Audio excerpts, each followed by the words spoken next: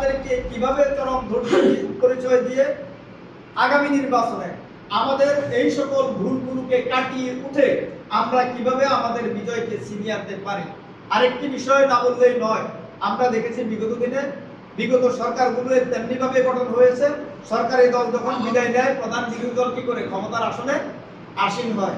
আজকে আমরাও সেই প্রধান বিরোধী দলের আসনে আছি কিনা আমরা আশাবাদী ইনশাআল্লাহ। আগামী যে নির্বাচন হবে সেটা 2 বছর হোক বা 5 বছর পরে হোক, আমরা আশা করি এই সরকার 5 বছর সুন্দরভাবে চালাবে, তারা তাদের 5 বছর বৈধভাবে তারা কাটিয়ে যাবে। কিন্তু যদি তাদের ব্যর্থতার কারণে 1 বছর 1.5 বছর 2 বছরের কারণে করার লাগে, সেখানে আমাদের কিছু করার নেই। সম্মানিত ভাইরা, আমরা বিগত দিনেও বলেছি দুর্নীতির বিরুদ্ধে, চাঁদাবাদের বিরুদ্ধে, সন্ত্রাসের বিরুদ্ধে আমাদের আন্দোলন অব্যাহত থাকবে। আগামী দিনেও আমরা সোচ্চার থাকবো বিরোধী দল হিসেবে। এই অন্যায়মূলক কাজগুলো থেকে সরকার নিজেদের কর্মীদেরকে নিজেদেরকে বিরত রাখবে এবং দেশের স্বার্থে একটি কল্যাণমূলক রাষ্ট্র তারা গঠন করবে। আমরা যেভাবে বিএনপির সাথে হাতে হাত কাঁধে কাঁধ রেখে জাতির জন্য আমরা আন্দোলন করে গিয়েছি, তারপরেও তারা আমাদের পরামর্শ শুনে নাই, তারা তাদের পথেই ছিল। আজকেও আমরা বিএনপি সরকারকে পরামর্শ দিতে চাই, তারা যাতে চাঁদাবাদের বিরুদ্ধে যাতে তারা তাদের অবস্থান অব্যাহত রাখে আমরা আশা করব। যদি না রেখে তারা পূর্বের সরকারের ন্যায় একদলীয় স্বৈর শাসন ব্যবস্থা, ভারতীয় আধিপত্যবাদ আবারও বজায় রাখার জন্য চেষ্টা করে, ইনশাআল্লাহ বাংলাদেশের মানুষ এখন আর ভয় পায় না, পায়নি। বাংলাদেশের মানুষের ভয় এখন কেটে গেছে।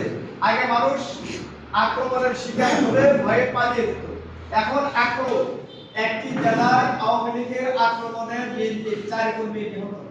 আজকে সকালের ব্রেকিং নিউজ ছিল এটা, আপনারা দেখেন কিনা আমি জানি না।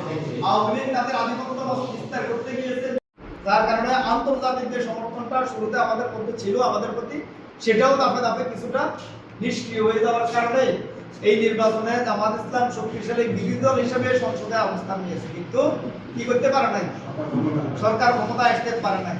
এই জন্য আমি মনে করি এই 3টা দুর্বলতাটাকে কাজে লাগিয়ে, আর আমাদের স্থানীয় যে দুর্বলতাগুলো ছিল সেটি হচ্ছে কালো টাকার প্রভাব।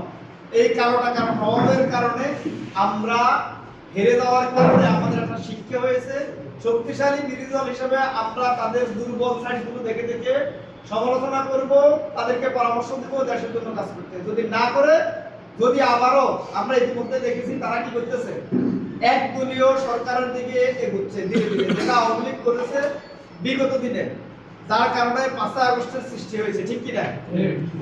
বর্তমান গভর্নমেন্টও তারা সরকার গঠন করার সাথে সাথে আন্তর্জাতিক ট্রাইব্যুনালের যেখানে চিফ প্রসিকিউটরকে তারা সরিয়ে দিয়ে তাদের মনোনীত একজনকে নিযুক্ত করেছে। আজকে আমরা দেখছি, ঠিক কিনা?